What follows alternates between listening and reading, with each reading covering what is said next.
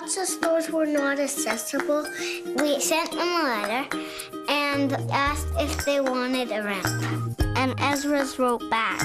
We were excited because we really wanted everywhere to be accessible. It's not fair if places aren't accessible. One step is just the same as 15 steps. Oh, I'm getting the warm and fuzzies. This is an inspiring look at some kindergartners from the Mabin School, a class of 5-year-olds.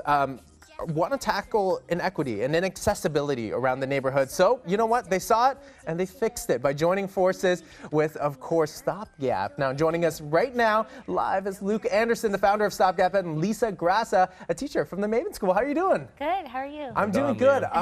You know what? These ramps are everywhere. I'm often in the annex, and you see it at all these shops, you know, shops that previously were inaccessible. So give us a little bit of a background about Stopgap, how you started it, and also how many ramps there are now.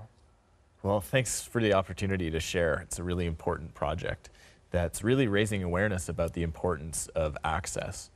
My life changed about 14 years ago when I sustained a spinal injury. So in a split second, I was all of a sudden introduced to a world that's really not well suited for someone that uses a wheelchair. And I wanted people to start thinking about barriers in their communities. I wanted people to start thinking about great solutions that could help solve these problems that really affect all of us.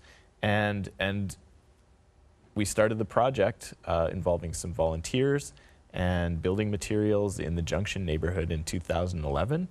And all the residents in the Junction loved the ramps, the businesses responded really well to them, and we just needed to take it to different parts of the country, and so we've got over 1,200 ramps in the country now, and over 40 communities participating in what we're doing, but we need to do more. Mm-hmm.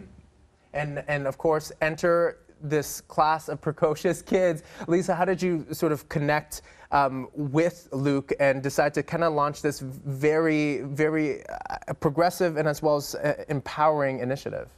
Well, at the Mabin School, we follow an emergent curriculum.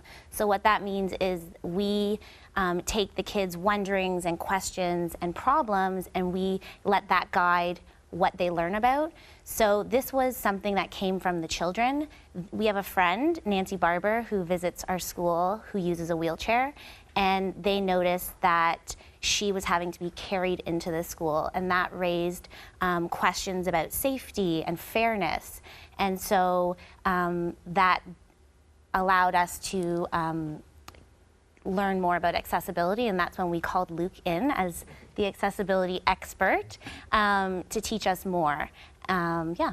Luke, we've seen this before, specifically with the restaurant signs on Young and Wellesley. They had a stopgap ramp, and of course there was some controversy about bylaws and whether or not it should be there. Of course it is still there now, but sure. What are the next steps that we need to take to make our city and also the world a more accessible place? Next steps, it's a good pun.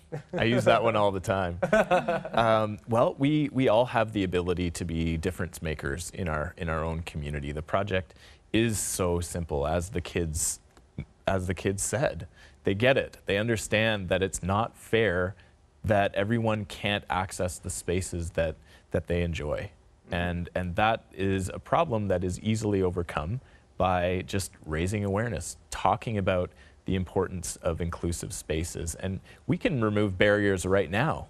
It doesn't mean outfitting a business with a ramp. You and I can start talking using language that empowers, so puts the person first, and then the disability that they may have. So thinking about people first is a great way that we can all remove barriers right now. And we need to start moving towards a world where people are recognized for what they can do and not what they can't do, because it's really not us that have disabilities. It's the places that we live, work, and play in that are disabled.